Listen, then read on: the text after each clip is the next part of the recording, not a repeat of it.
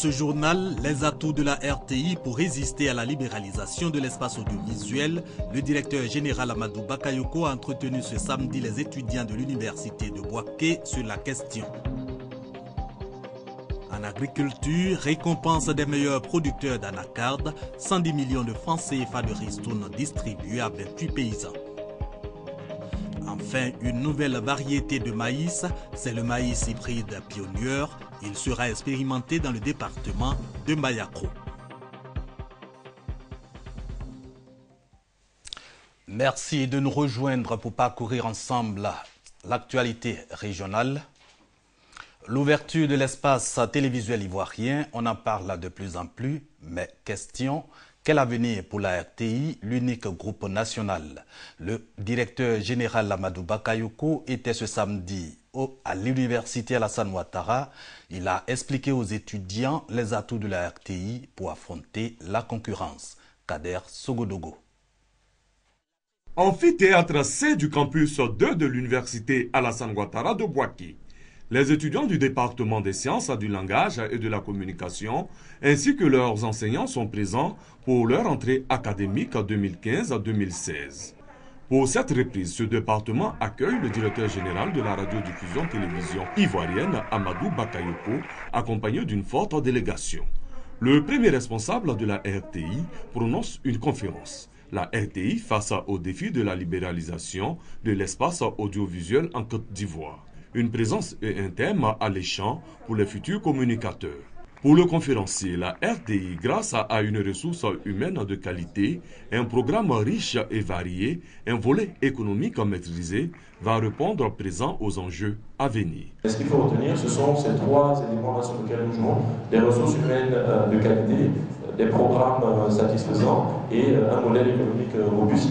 Parce que dans nos métiers, il y a les talents qui doivent faire des contenus, mais il y a également les questions économiques qui sont des questions importantes pour pouvoir payer correctement. Par rapport à notre cahier des charges, répondre à ce besoin d'informer, d'éduquer et de divertir.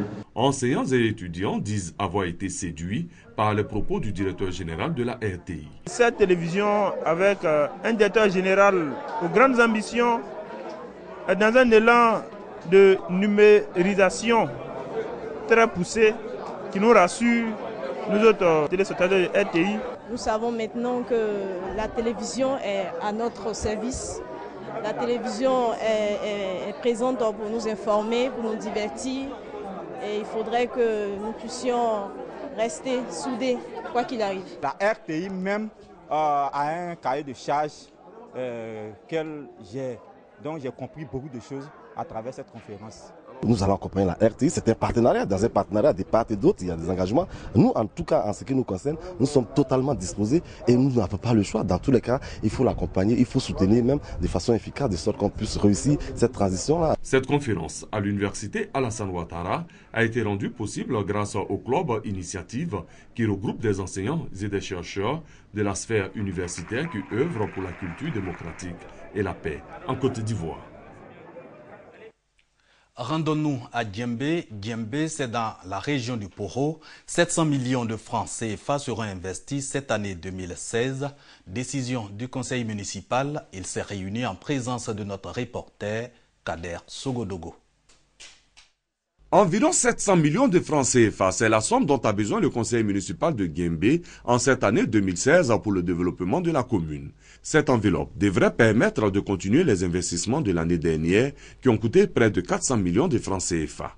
En 2015, de grands chantiers ont été lancés. Durant cette période, nous avons pu ouvrir les voies d'accès aux différents villages de la commune, réhabiliter les logements des instituteurs, entreprendre le projet d'électrification de tous les villages qui sont situés dans le périmètre communal, achever la construction de la gare routière de Djembé, dont on n'attend plus que l'ouverture officielle, entreprendre et achever la construction d'un cimetière municipal. Outre les investissements et toutes ces réalisations, le maire de Djembé compte se doter de moyens plus efficaces pour résoudre la question du chômage des jeunes dans la commune. Pour tous ces acquis, les populations lui ont exprimé leur reconnaissance au cours de cette cérémonie. Il est impérieux de souligner que grâce à vous, la commune de Djembé a maintenant fière allure. Et ce, grâce aux nombreuses infrastructures qui s'y réalisent. Nous constatons que beaucoup d'opérations seront réalisées cette année. Profitant de cette occasion, les populations de Guembé ont célébré la promotion de leur maire au grade de contrôleur général des douanes. Ils ont exprimé leur reconnaissance au chef de l'État pour cet acte. Le maire de Guembé, Issa Koulibaly, est le seul officier supérieur en activité à arborer les galons de général dans l'histoire des douanes ivoiriennes. Il a été nommé en fin d'année 2015 par le président Alassane Ouattara pour la dynamique qu'il a su insuffler à la douane ivoirienne en tant que directeur général de cette régie financière. Agriculture maintenant, avec cette cérémonie de récompense des meilleurs producteurs d'anacarde. 28 paysans viennent de se partager 110 millions de francs CFA. Ils sont partenaires au programme de développement durable des producteurs de noix de cajou. Maria Kobi, Kader Sogodogo. 5 coopératives, 360 villages partenaires, 27 350 producteurs identifiés, plus de 11 000 tonnes d'anacarde achetées et plus de 110 millions de francs CFA de ristournes distribués. Ce sont les chiffres depuis la mise en place du programme de développement durable des producteurs de cajou en 2012. Les acteurs de ces performances ont été récompensés, à savoir les meilleurs producteurs de cajou et les meilleurs villages partenaires au programme. Ces paysans ont reçu des machettes, des brouettes, des kits scolaires, un magasin et une aire de séchage et des diplômes. Cette initiative d'une unité spécialisée dans la transformation de la noix de cajou vise à encourager les efforts des producteurs. Nous encourageons les producteurs à poursuivre leurs efforts pour la qualité et à mieux s'organiser pour optimiser la vente. C'est par ce biais que nous rendrons notre production encore plus compétitive, protégerons mieux notre environnement et notre santé et pourront tendre vers notre objectif de développement durable que nous nous sommes assignés. La palme du meilleur producteur individuel est revenue à Yeo Bakari de Marabadiassa avec une production de plus de 20 tonnes. Pour lui, seul le travail paie. Dans la production de l'anacarde, il y a beaucoup d'efforts et puis il y a beaucoup de difficultés aussi. Mais à partir du moment où le travail que tu veux faire, tu te donnes à ce travail, tu auras aussi les résultats. Le programme de développement durable des producteurs de cajou bénéficie de l'appui technique de la GIZ et de la NADER pour la confection des supports et la réalisation des formations. Tout ceci pour le développement d'une chaîne d'approvisionnement durable. Un autre mot d'agriculture et nous parlons de cette nouvelle variété de maïs. Le maïs hybride Pionnier va être expérimenté dans le département de Mbayakro. Cette nouvelle variété vient d'être présentée aux populations. Le point avec Hassan Khan et Kader Sogodogo. 10 tonnes à l'hectare, c'est le rendement du maïs hybride Pionnier.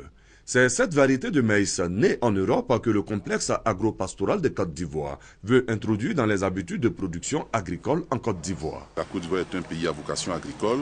Pour ce qui est des autres cultures telles que le riz et le maïs, nous avons pensé qu'il y avait quelque chose à faire. C'est pour ça que nous avons initié ce projet pour valoriser le maïs hybride qui est un maïs à très très haut rendement. Donc c'est un croisement de lignées de maïs.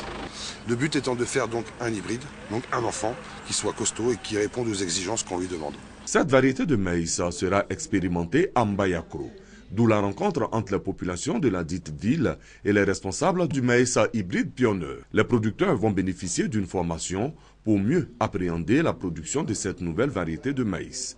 Pour le maire de Mbayakro, initiateur de la rencontre, il est opportun de lutter contre le chômage des jeunes à travers ce genre de projet. Le maïs que nous produisons ici n'est pas un rendement suffisant. Donc il était déjà important pour eux d'avoir un projet de cette nature-là. Mais en plus, non seulement nous occupons les populations, mais également nous apportons des finances de par la vente de ces produits à nos populations. Mbayakro est la deuxième localité qui expérimente le maïs hybride Pionnier. Il fait déjà ses preuves dans la Marawi. À présent, la page religion de ce régional, en commençant par Béoumi. Le président mondial de l'église de christianisme céleste était dans ce département. Le révérend pasteur Benoît Adeogun a invité ses coreligionnaires à plus de solidarité. C'était à l'occasion de la fête des moissons de la paroisse céleste de Kodiounou. La paroisse de Kondeinou de l'église du christianisme céleste était en fête. C'était à l'occasion de la célébration de la 2e édition de la fête des moissons. Ce rendez-vous spirituel est un moment pour les fidèles de remercier Dieu pour ses bienfaits. Cette 2e édition de la fête des moissons a vu la présence du président mondial de l'église du christianisme céleste. Le révérend pasteur Adouegoun Benoît a invité les chrétiens à vivre dans les pas de Jésus-Christ. Le serviteur de Dieu a donc invité ses coreligionnaires à la tolérance, au partage, au don de soi et à l'amour du prochain. Quant au chef spirituel suprême évangélique Yoboué Yao Bernard, il a appelé au rassemblement autour de l'église du christianisme céleste. Les fonds recueillis au cours de cette fête des moissons serviront au financement des travaux de la construction de la paroisse de Kondeinou pour le bonheur des fidèles. L'église du christianisme céleste a été fondée par Samuel Joseph Osofa en 1947. Elle fut reconnue et autorisée en 1965 par l'État du Dahomey. Après ce reportage de Soro Corona et Charles Tatou, revenons ici à Boaké.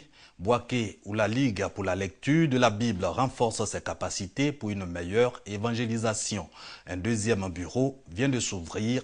Témoin Ouattara Djeneba, Walter Amadou Ouattara.